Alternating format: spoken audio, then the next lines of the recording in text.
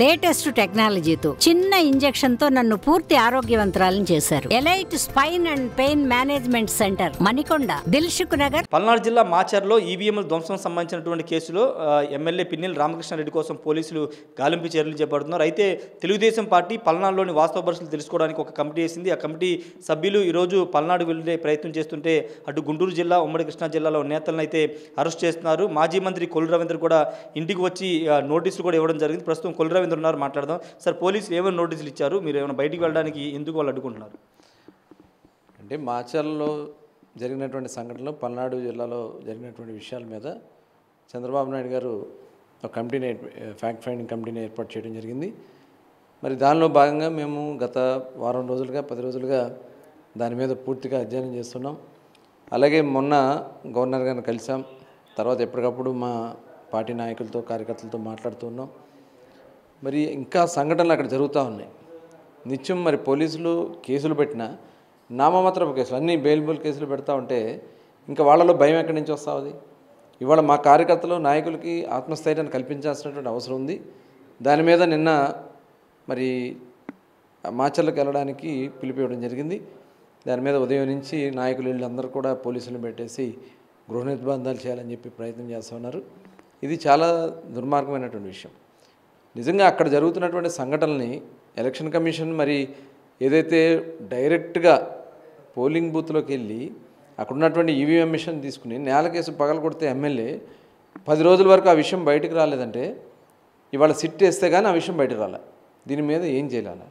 అక్కడ ఉన్నటువంటి అధికారులు ఉన్నారు, పోలింగ్ ఆఫీసర్ పిఓలు ఉన్నారు, ఏపీఓలు ఉంటారు, అక్కడ ఉన్నటువంటి పోలీసులు ఉంటారు.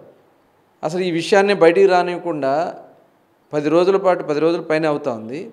అసలు ఏం జరుగుతోంది? ఇది ఆంధ్ర రాష్ట్రమా లేకపోతే మరొక బీహారా? మేము మొట్టమొదటి నుంచి చెప్తున్నాం, ఈ జగన్మోహన్ రెడ్డి అరాచకాలకి నిలయంగా మారుస్తున్నాడు ఆంధ్ర రాష్ట్రాన్ని మేము అనేకసార్లు చెప్పాం.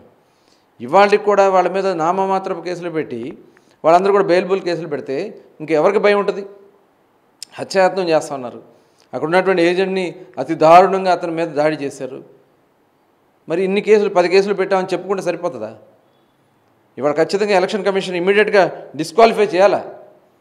డైరెక్ట్గా ఎమ్మెల్యే క్యాండిడేట్ పిన్నెల రామకృష్ణారెడ్డి డైరెక్ట్గా వెళ్ళి పోలింగ్ బూత్లోకి వెళ్ళి ఈవీఎం మిషన్ పగలగొడితే ఇవాళ దేశ చరిత్రలోనే గతంలో ఎప్పుడు కూడా జరగనటువంటి విషయం ఇవాళ డైరెక్ట్గా అతని వీడియోస్తో సహా బయటపడితే ఇవాళ వరకు అతను అరెస్ట్ చేస్తున్నాం అని చెప్పి చెప్తూ కాలయాపన చేస్తున్నాడు తప్ప ఇమీడియట్గా అతను డిస్క్వాలిఫై చేయాలా?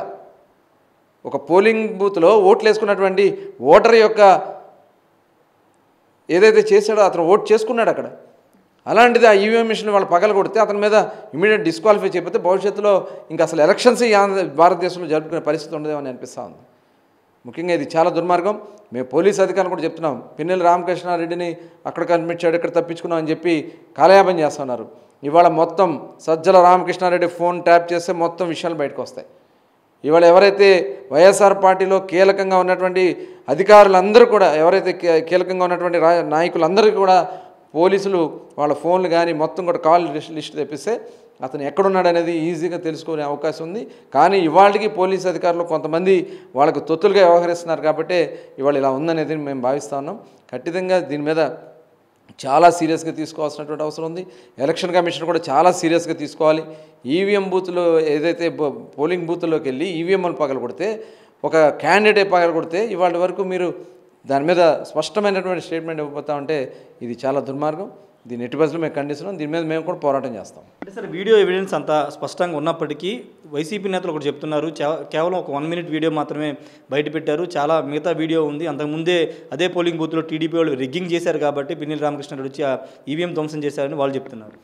ప్రజాస్వామ్యంలో అతనికి అధికారం ఉంది. ఇప్పుడు ఒకవేళ అక్కడ రిగ్గింగ్ జరిగిందని ఉందనుకోండి, పిఓ ఇవ్వాలి, కంప్లైంట్ పెట్టాలా? లేదా రీపోలింగ్కి అవకాశం ఉంటుంది. వెళ్ళి అతనే దాన్ని పగలగొట్టాడంటే ఏమనుకోవాలి? అంటే వీళ్ళు వాళ్ళ చేతుల్లో తీసుకుంటా ఉన్నారా? పోలింగ్ విధానం అంతా వాళ్ళ చేతుల్లో తీసుకుంటా ఉన్నారా? ఇది ఒకటే కాదు, చాలా సంఘటనలు జరిగినాయి. మొత్తం కూడా వీడియోస్ అన్నీ కూడా మొత్తం ఏదైతే అక్కడ ఉన్నటువంటి బూతుల్లో ఉన్నటువంటి అన్ని వీడియోస్ కూడా బయట పెడితే వీళ్ళ రౌడిజం, వీళ్ళ యొక్క దుర్మార్గం మొత్తం కూడా బయటపడుతుంది. అంటే ఇప్పుడు టీడీపీ నేతలు అడ్డుకోవడానికి కారణం అక్కడికి వెళ్తే నిజాలు బయటకు వస్తాయనే కోణంలోనే పోలీసులు మిమ్మల్ని అడ్డుకుంటున్నారు అనుకుంటున్నారు? ఖచ్చితంగా అదే. ఇప్పుడు ఎందుకంటే అక్కడ బయటకు వచ్చి చెప్పడానికి కూడా భయపడే పరిస్థితి ఉంది అక్కడ పరిస్థితులు. ఇవాళ ఎవరైతే అక్కడ ఏజెంట్ అతను వెళ్ళి అడ్డగించాడో అతని మీద దాడి చేస్తే అవి ఇంకా బయటకు వచ్చే పరిస్థితి ఏముంటుంది? ఆ దాడులు అక్కడ ఎవరైతే బయటకు వస్తున్నారో వాళ్ళకు ఆత్మస్థైర్యం కలిగిస్తే ఖచ్చితంగా జరిగిన ఇన్సిడెంట్లన్నీ కూడా బయటకు వస్తాయి. ఇవాళ మేము వెళ్తే అవన్నీ కూడా బయటకు వస్తాయనే భయంతోనే ఇవాళ కొంతమంది అధికారులు వాళ్ళకి సపోర్ట్ చేస్తున్నటువంటి అధికారులు మమ్మల్ని అడ్డగిస్తూ ఉన్నారు. ఖచ్చితంగా అక్కడికి వెళ్ళి ధైర్యం చెప్పాల్సినటువంటి అవసరం ఉంది.